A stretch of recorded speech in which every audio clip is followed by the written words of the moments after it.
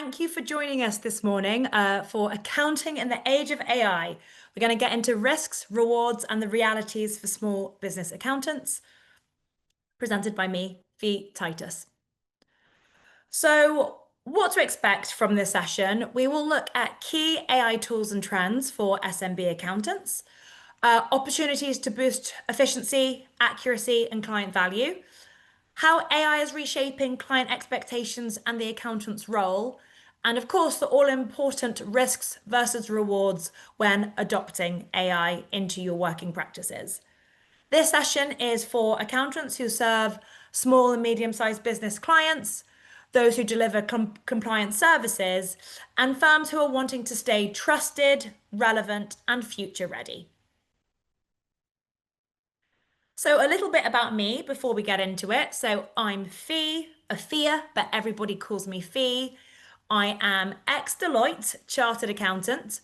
I got the nickname the financial fairy godmother when I left Deloitte to start my first business, which was Coco Financial, where I was supporting early stage, first-time freelancers, early stage entrepreneurs with all things accounting, tax, and finance.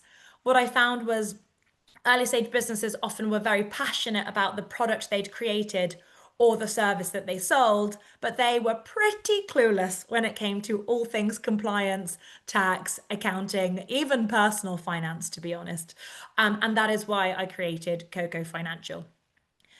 At the start of this year, I moved to Dublin as part of the Founders Accelerator program, which is very, very exciting at Dogpatch Labs. And that's where I met my co-founder, Jackson, and was intent on building tools to help service those same businesses I'd been supporting. And so I built Finio AI, an early stage tech tool that is designed to help accountants streamline their client service delivery using AI so that you can service small and micro businesses in much more profitable and scalable ways. So I've got the accounting background, the entrepreneur background, and also the tech background, and I'm really excited to get into all things AI with you today. Right, so let's put some context in. What does the accounting landscape look like at the moment? Well, the industry faces a trilemma, not a dilemma, a trilemma. There are three competing things happening at the same time. There is a thinning talent pipeline. According to recent statistics, 30% of CPAs, that's chartered accountants in American terms, 30% are due to retire in the next 5 years across the USA. And similar trends, although not in such high numbers, are being seen across Europe as well. And there has been, over the last 10 years, a 56% drop in UK student enrolments in tertiary accounting programs and degrees. So it's a very clear storm. More people are sort of leaving the profession at a quicker rate than young talent is coming into the profession. This is then compounded by two additional factors, and that is increased regulation. There are enhanced reporting requirements across Ireland and the UK, as well as more recently revised public practice requirements in Ireland, compounded with growing client numbers. Now, of course, growing client numbers is a great thing. On average, there's been an increase in limited companies, 4% year on year in Ireland, 5% year on year in the UK, which means there's more clients for you to service, which sounds great. But if there's increased work to service those clients and fewer talent in the pipeline to help support that, it becomes a real trilemma. And I like to use this iceberg analogy because on top of that, then your current clients that you do have, I feel there's often a gap between what they see and what's actually happening below the surface. So what clients see at the top of the iceberg is, their year-end accounts, their tax filings, billing when you bill them. But below the surface, there's all the bits that they don't see. And that's the onboarding, the chasing clients. 76% of you said that, that's the biggest sunk, unseen sort of waste of your time. Reconciliations, questions like, what's my VAT number? Can I expense this? AML requirements, contacting the revenue or HMRC or the CRO or company's house. That's the invisible work that clients don't see, quite frankly, don't particularly care about how you do it. They just want it done. And so it's that invisible work where the AI has the potential to have the biggest impact for you. I should say, I should have said this at the beginning. I am struggling to see the chat box. So if there are lots of questions, I'll kind of pause every few slides or so and just see if there are any questions at all, and I will address them then. However, we do have plenty of time at the end to address questions then. So, what even is AI? I feel like you cannot open LinkedIn, the news, or even, WhatsApp messages without talk of AI over the last couple of years. Well, it's not magic and it's not robots. It is essentially just software that learns patterns in data. And I suppose old AI, which isn't that old if we think about it, but the pace of change has been pretty quick, right? Old AI is rules based. If X, then Y. Think of it as the if function in Excel, which I'm sure many of you are very comfortable with. Whereas new AI is generative. So is what you'll hear people refer to as generative AI. So it can create text, it can create images, it can create code, it can create answers, it generates things itself. And so, what does this maybe mean in accounting terms? Well, that's spotting trends in messy numbers or filling in the blanks for categorizations and bank reconciliations. That was another area that lots of you highlighted as being a tricky area. As well as drafting, and this is the generative side, drafting the first version of things so that you don't always have to start from scratch. And what does the AI landscape look like? Well, quite frankly, AI is the worst it's ever going to be today. It's so early. We're so early in the AI journey. I actually read somewhere that AI has been around since the 1800s, which I found a very bonkers statistic. But I think the point is, it wasn't really in use, or there weren't sort of the practical case uses for it as it is today. And so the acceleration has really happened over the last couple years and it's only going to get better. So I think it's really important to anchor this conversation and any conversation around AI that how it is today is at the very bottom of what will be a very big exponential curve. It's the worst it's ever going to be today. And the more it learns, the more it iterates, the better it's going to get. And so, why is it accelerating now? Well, there have been huge tech advances, and I think none of us can get away from Chat GPT and sort of these large language model tools like that. Clients are demanding so much more of us, whilst we're struggling to sort of hire, and it feels that AI is somewhere that can help plug those gaps, as well as cost pressures.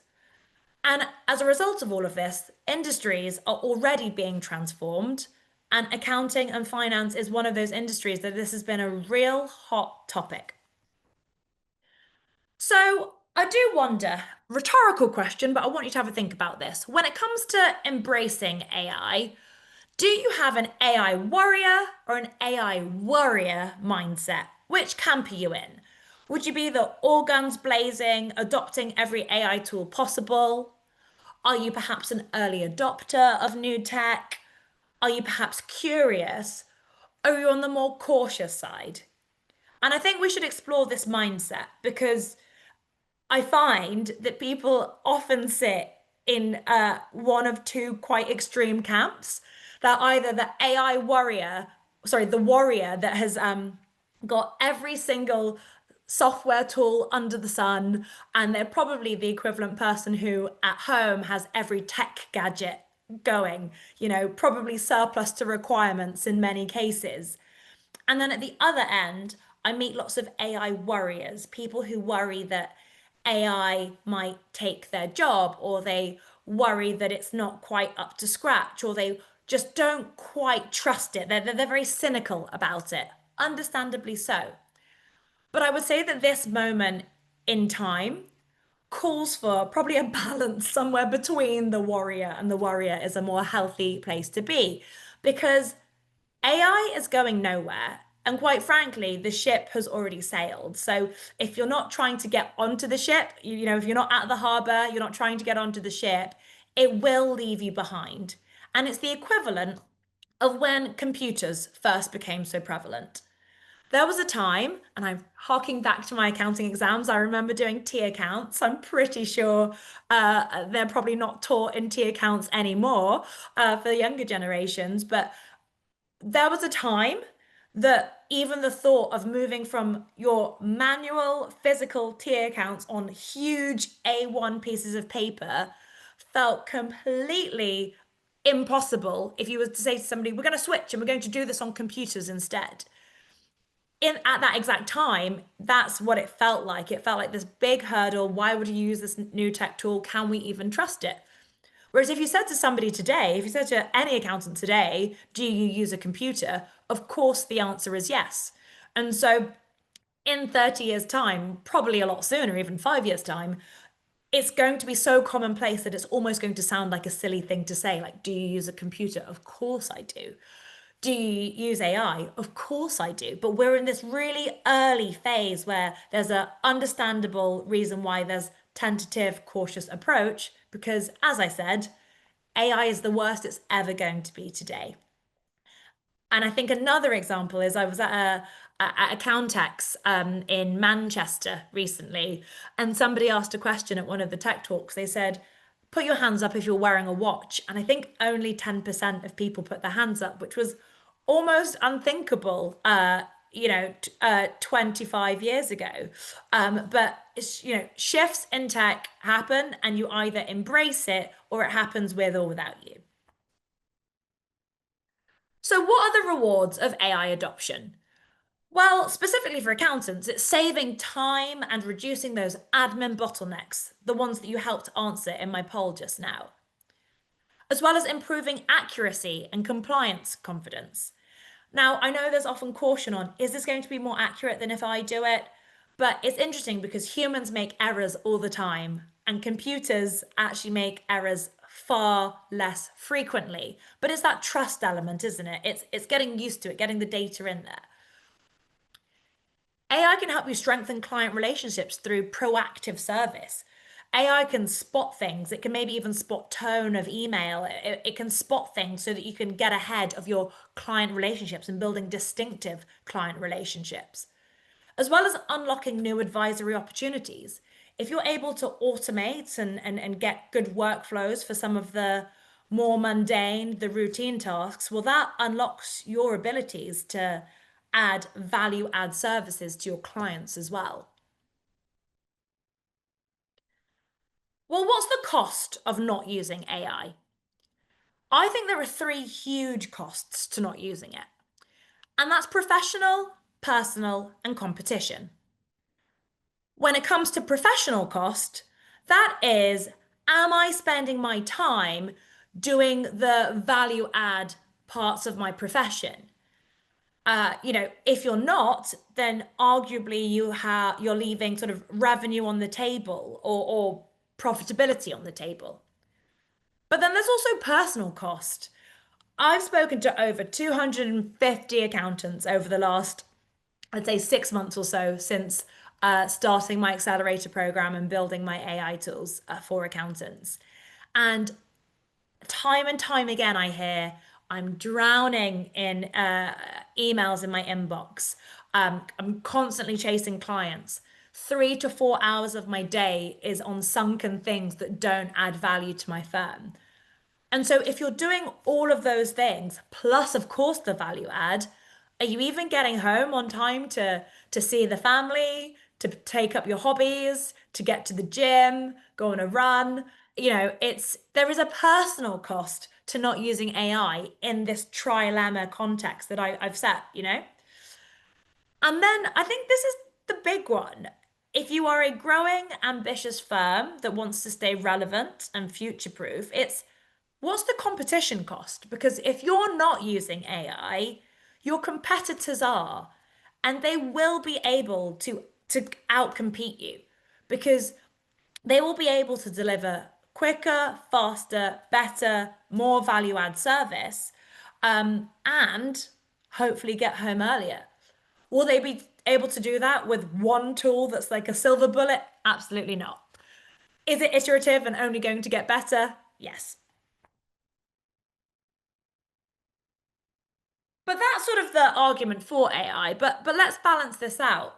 What are the realities and risks of using AI? Well, I think the number one concern goes without saying. We're accountants. We deeply care about security, confidentiality, data integrity. And so data security and GDPR concerns are very, very real. It's really important that if you are embracing any tool that you sort of ask for their data policy, you ask for proof and evidence of how they are, managing and mitigating GDPR, how they are holding your data.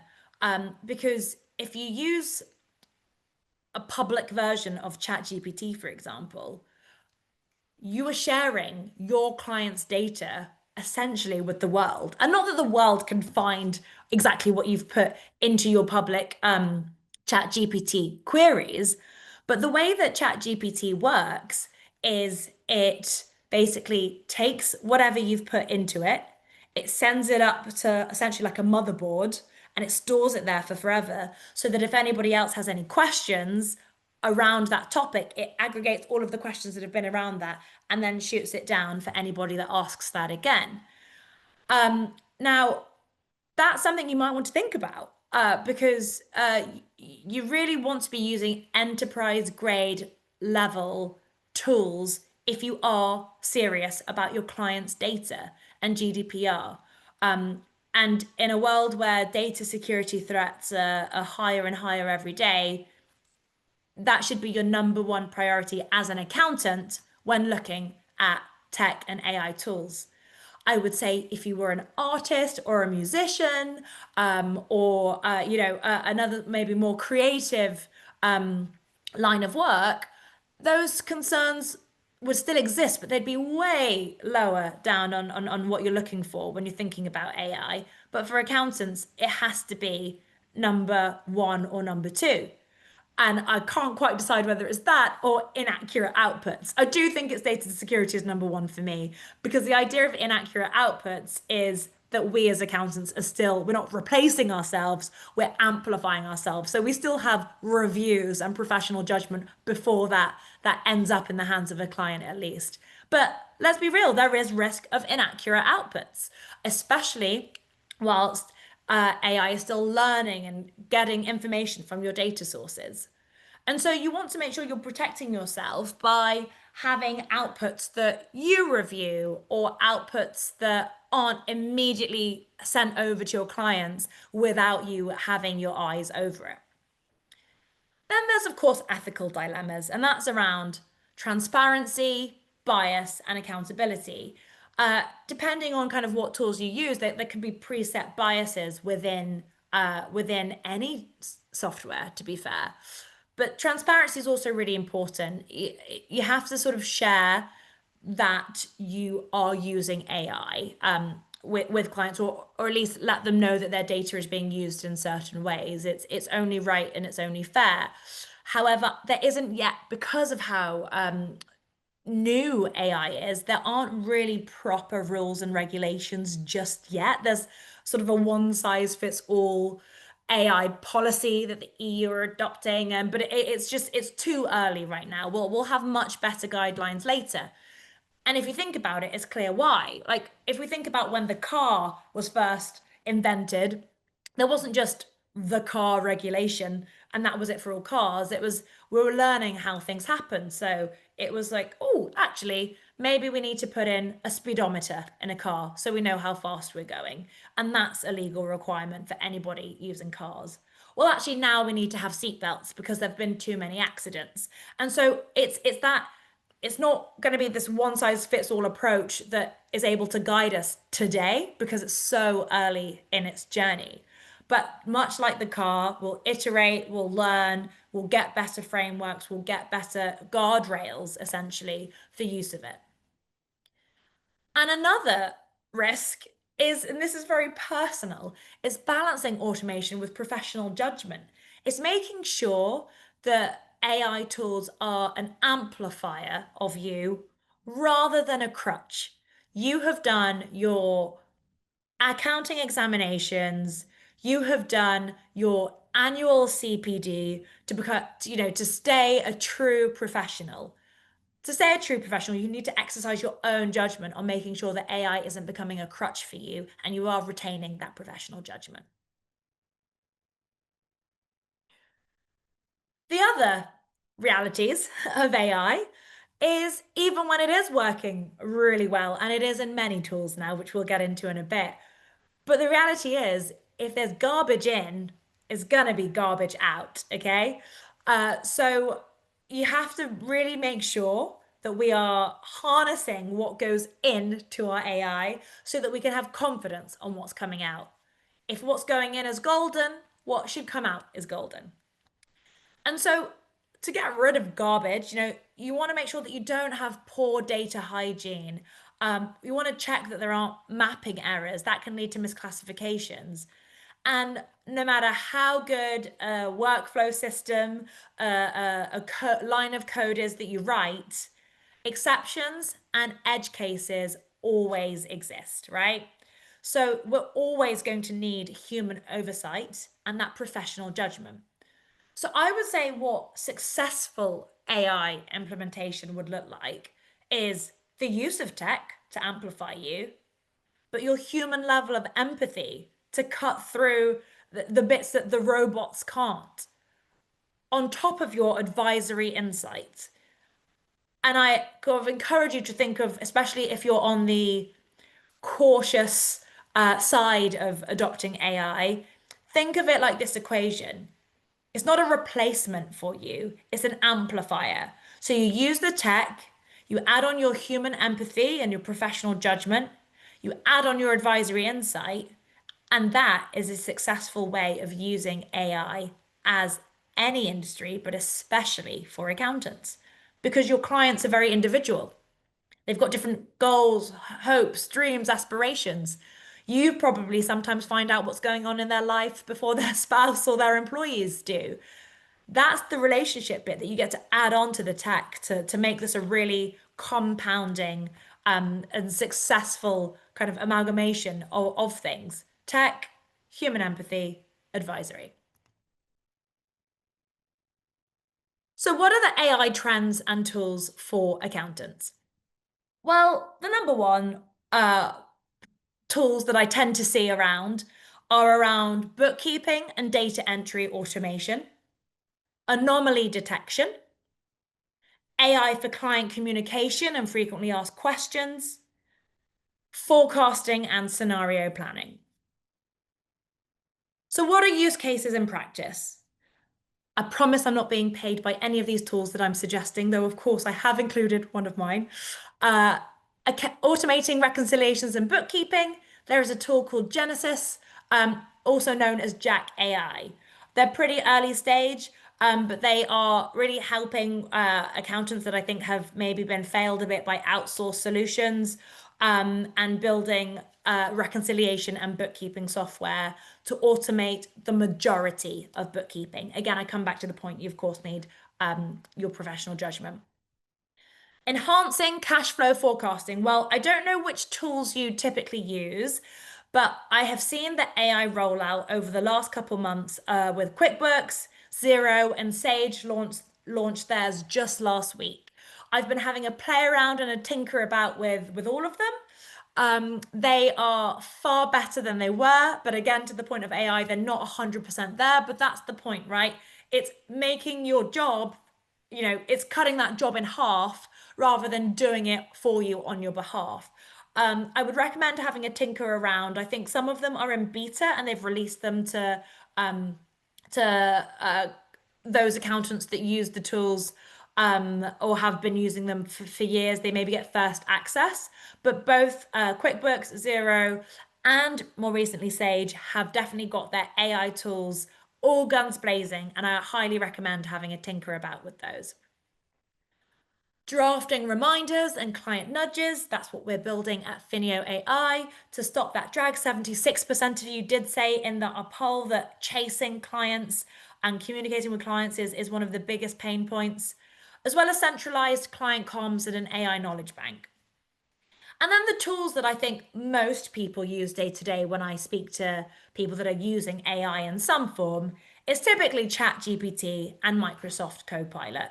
And that's sort of your day to day questions. It's almost baffling. We hardly use Google anymore when you have tools like these available to you. But that's your sort of more generalist tools that I would welcome you to kind of use day to day in practice.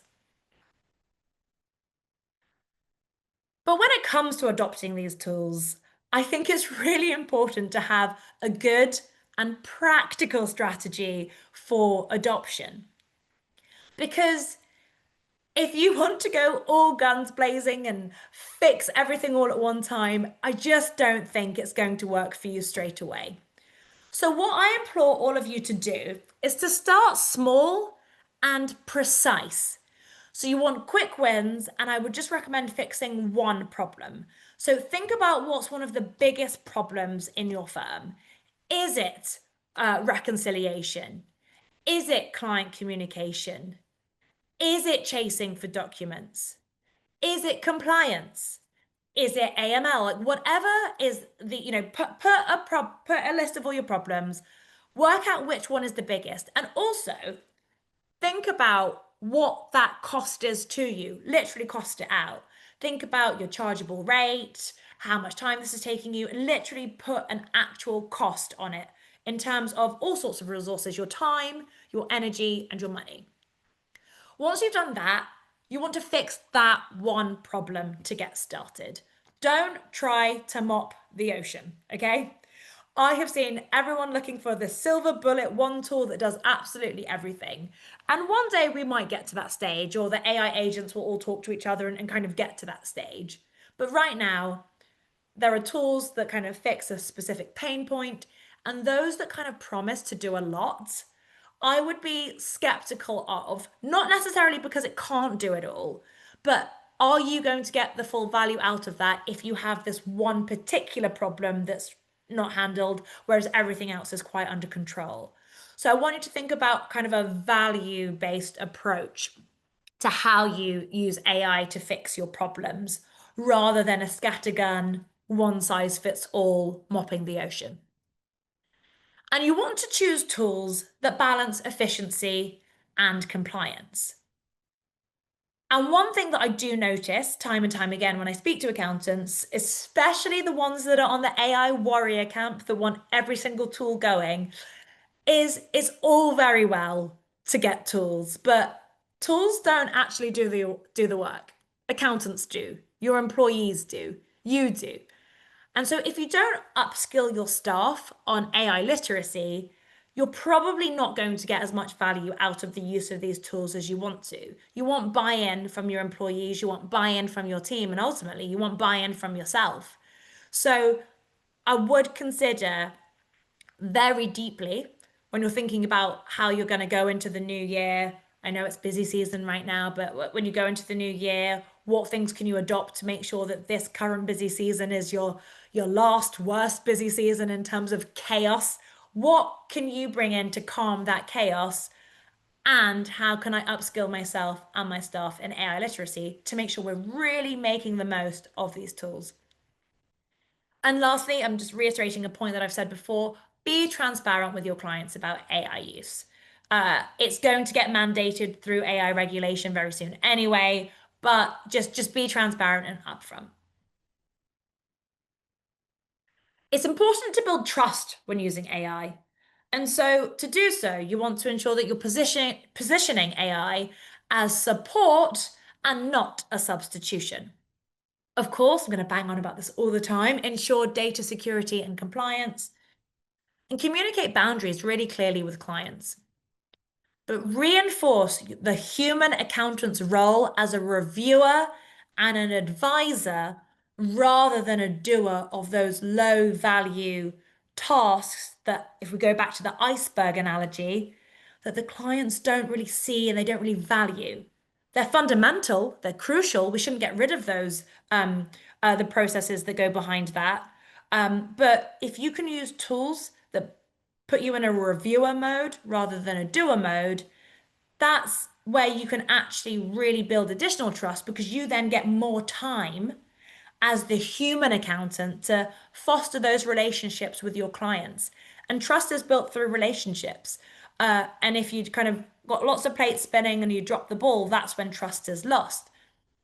Trust is won in relationships, in your responses to your clients, in fact, even in quick responses to your clients.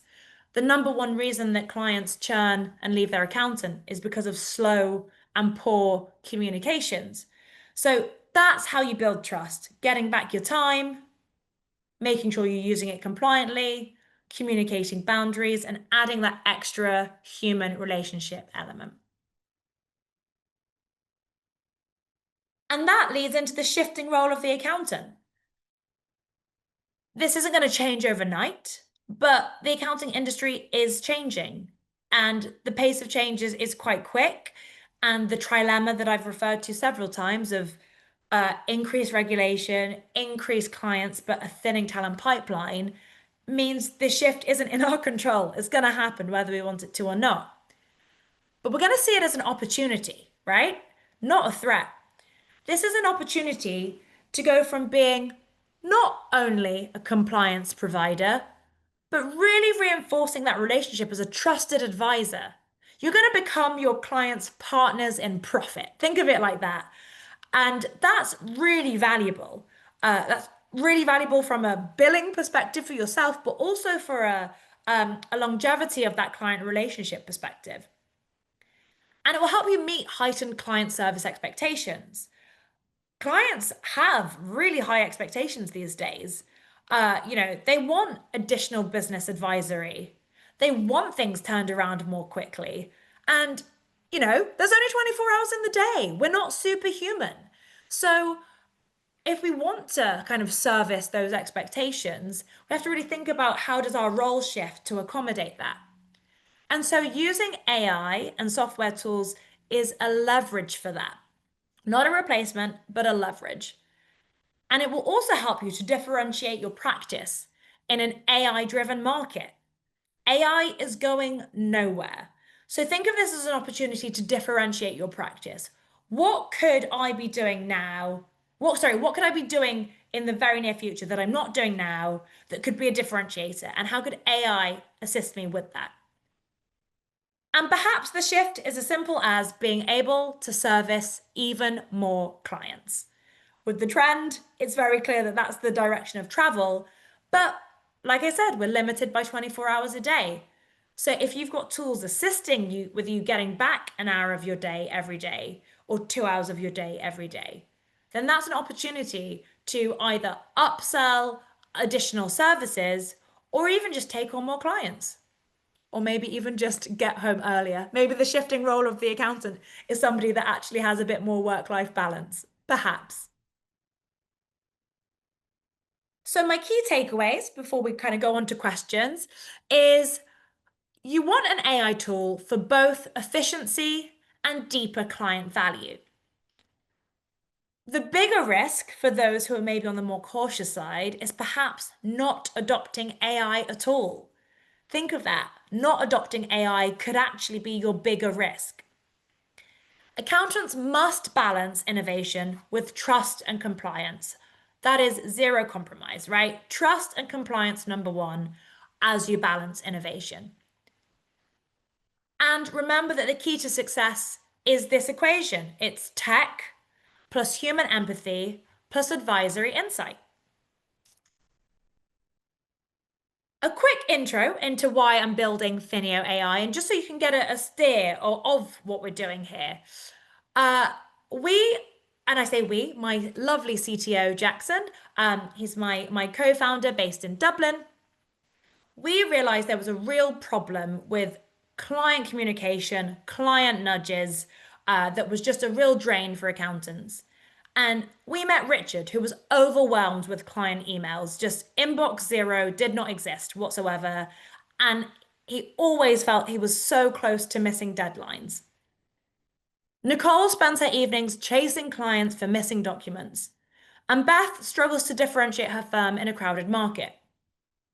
Those are problems that we saw and we wanted to fix. We're not tech bros in Silicon Valley building for accountants. We are Irish and UK accountants building with accountants. We don't currently have a product out in the market that you can buy. We are building with accountants. What we are looking to do is to get your voices in a room. We want to build with you in mind. We already have pilot customers that we are building with. And if you are interested in coming along this AI journey with us, we would be delighted for you to stay in touch. And actually, that leads me on to my next point, which is next Thursday, we have an AI roundtable in person. It's at Dogpatch Labs, the famous entrepreneurial hub in the CHQ building. There are pizza and beers on us. We're doing it alongside Chartered Accountants Ireland. And it won't be a lecture, it will be a roundtable where we will be surfacing concerns, bringing out real life malpractice versus best practice, knowledge sharing, as well as giving you frameworks for a responsible AI policy. And again, like I said, pizza and drinks on us. If you'd like to find out more about Finio, or join our pilot or sign up for early access, I recommend scanning the QR code here. You can find a little bit more about our tools. And like I said, we are the opposite of the tech bros in Silicon Valley. I'm not trying to sell you anything at this stage. We are just looking to learn together. We think it's really important as accountants to build trust, that we build with accountants and not for them. Right, any questions? I will stop sharing and look in the chat box to see what questions we have. Deirdre said, can you share some examples of suitable tools that are available to accountants other than ChatGPT? So examples that we talked about before were Genesis, which is also known as Jack AI. That is a bookkeeping and reconciliation tool. There are also the AI tools that have been very recently released with Sage, Zero, and QuickBooks. Sort of the Ask Zero sort of is the sort of idea here that you can ask it any questions of what's going on in your client's books. Finio AI, we're obviously very early stage, but helping solve that problem of client communication, inbox chaos, as well as client nudges for documents. I can see there's also a Q&A box separately, so I'm just going to look at these. Oh, great question. So what are some examples of AI software that are currently in use by auditors for testing? And how can one judge to use a certain AI service as being safe or unsafe for client data? Well, so that's a really great question. So for auditors, I know there are a lot of tools playing in this space, and I personally, as a non-auditor, who hasn't yet tested these tools, I would hate to sort of endorse anything. So take this with a pinch of salt and do your own research. But there is a new tool. They're a US firm, but they've recently launched in their UK office actually. I think they now have 3 UK employees as of last week. They're called Trulian. And yeah, it's helping around sort of larger financial solutions and audit. There is also a company called Audrey AI. They are in the early stage of their build, and they are a Dublin-based startup. They're building quite quickly, and they are servicing the Irish market first. So Audrey, like the name Audrey AI. And how is being safe or unsafe for client data? It's hard to tell when you're not a techie yourself, isn't it? They should have an AI policy. They should have an example of how they process client data. They should be able to produce that in a second for you. If they're not able to, I would suggest that they probably don't have that in place just yet.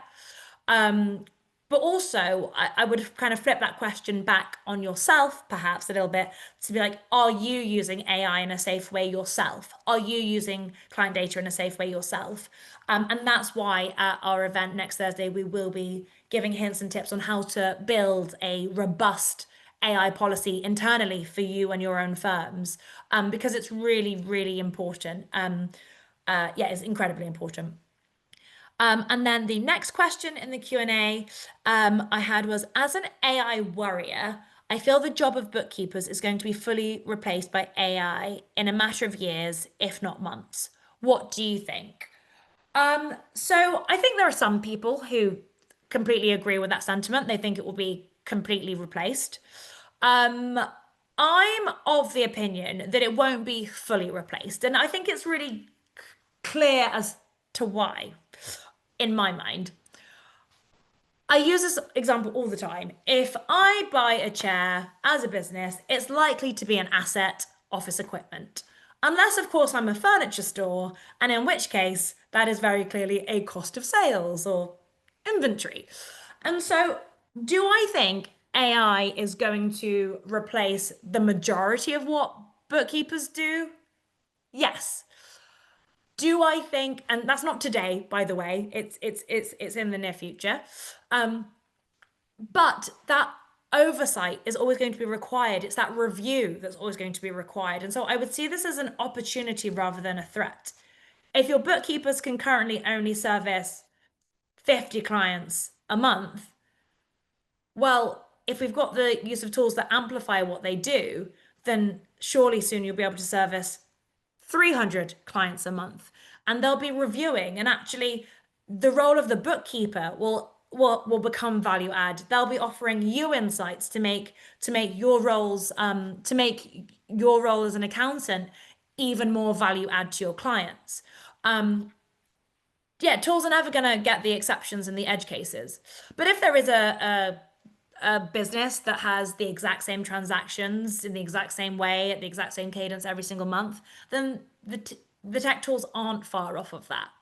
Um, but I don't think it's so much sort of fear and worry that you need to have as opposed to thinking about the opportunity to service more, opportunity to add value. And the pace of change is what I think is making a lot of worriers exist. And I totally hear your concerns. But what I would implore you to think about is how there are shifts in the world and things do change. There was once a job that was called the pea shooter, and somebody had a job to wake up at 4:30 every morning, and they would go along the terrace houses near the factory and literally pea shoot. They had a little straw. They would shoot peas, frozen peas, onto people's windows to wake them up. That job obviously got made completely redundant by the invention of the alarm clock.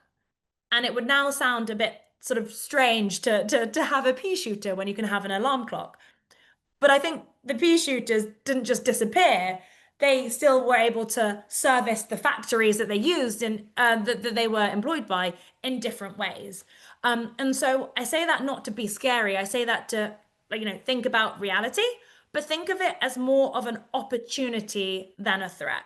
And the trends are showing us time and time again that there are more and more businesses to service year on year.